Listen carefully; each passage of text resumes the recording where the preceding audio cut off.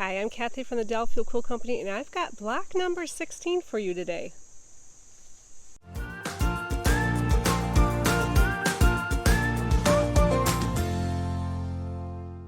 So I'm making this video while I'm camping, so please excuse the lighting, the sound, and maybe some of the shaky videos. Hope you like the tutorial. So the fabric that I'm using on this block is this nice gray here, this light print, and this nice yellow print, and also this nice aqua with the big flowers. And I've got my background fabric. So here are all the fabric requirements for this block number 16. Alright, let's start by cutting fabric A first. And for A, we're going to need 4 3 7/8 inch squares. And I'm just going to cut it a little larger first, and then I'm going to cut it down into the 4 squares that I need.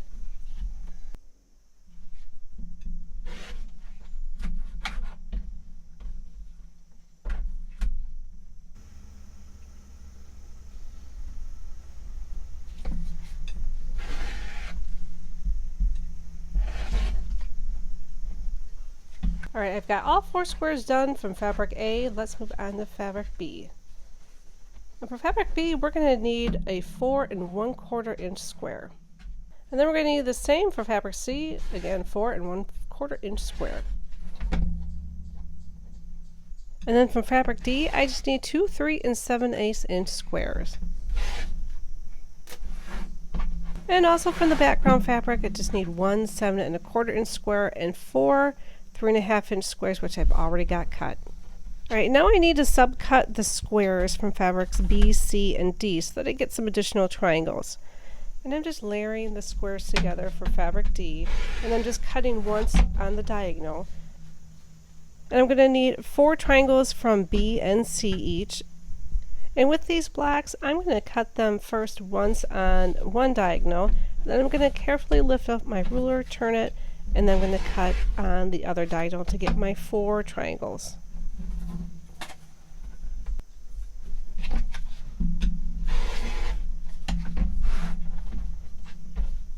Alright, let's take a look at my test block here.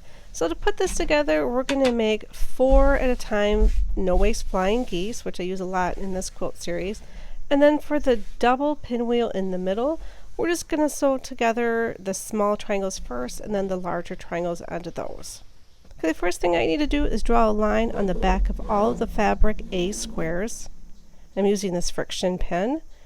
You could really use a pencil. You won't see this line in the end, so it doesn't matter what you use. And then I'm just going to do that for all of these squares. I'm just marking all these squares because I'm going to use these to make the no-waste flying geese that are going to be the points of the star. I use that method a lot in this quilt series just because I think it's really easy and it's a fast way to make 4 flying geese at a time. And then I'm going to take 2 of those squares and I'm going to line them up on the background fabric that's a 7 1/4 inch in size. And I'm just going to start by putting one at the top, one at the bottom corner. And then I just need to make sure that that line I drew earlier lines up on the square. And I'm just going to put a few pins in place so these don't move around on me. And then I'm going to sew a 1/4 inch on both sides of the drawn line. And then one step I didn't show here is once you're done sewing a 1/4 inch on both sides of the line, you're going to just cut down the middle right on that line. You're going to get these 2 sections here. And then I press the seams towards the smaller triangles. Then I take my last 2 squares from fabric A and I'm going to line one up on one of the sections, making sure I have that diagonal line down the center. And I'm going to pin it in place. And then I'm going to repeat that on the second one. And then once again, I'm going to sew a 1/4 inch along both sides of the pencil line. Okay, after I've sewn it, then I'm just going to cut on that pencil line.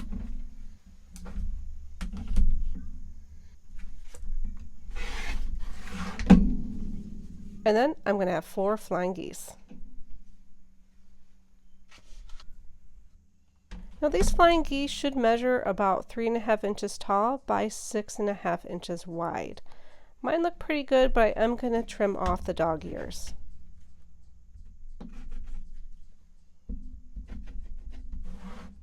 Okay, now that I've got those flying geese done, I'm going to lay this block out because it's going to be a lot easier for me to sew the pinwheel if I can get all the pieces in the right direction first.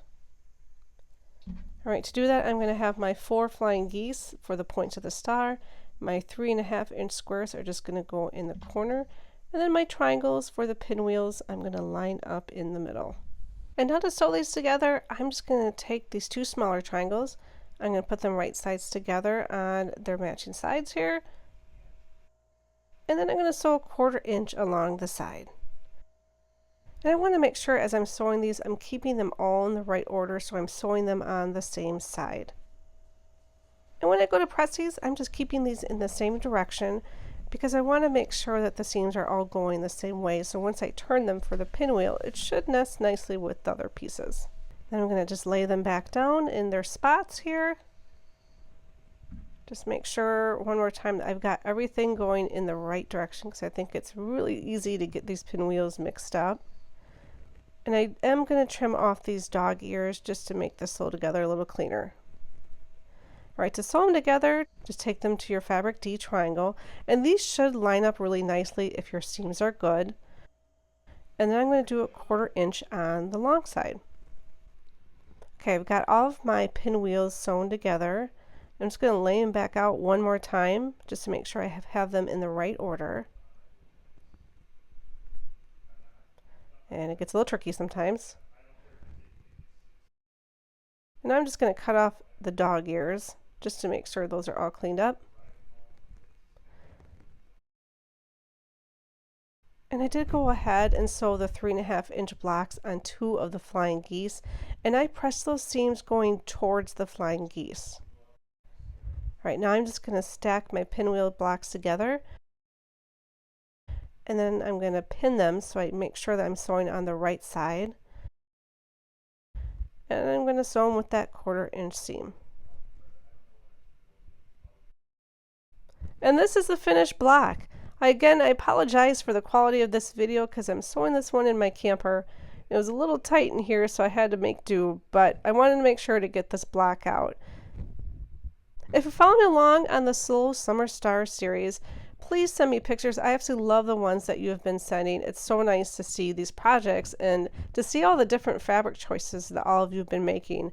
And if you want to learn more about the series, we do have a link on our website at delafieldquiltco.com. At the very top, we have the Slow Summer Stars link, and then if you click on that, that will take you to the place where I've got all the cut instructions for each of the blocks. Thank you so much for watching this video. If you like what you see, please subscribe and visit our little shop at delafieldquiltco.com. Have a great day.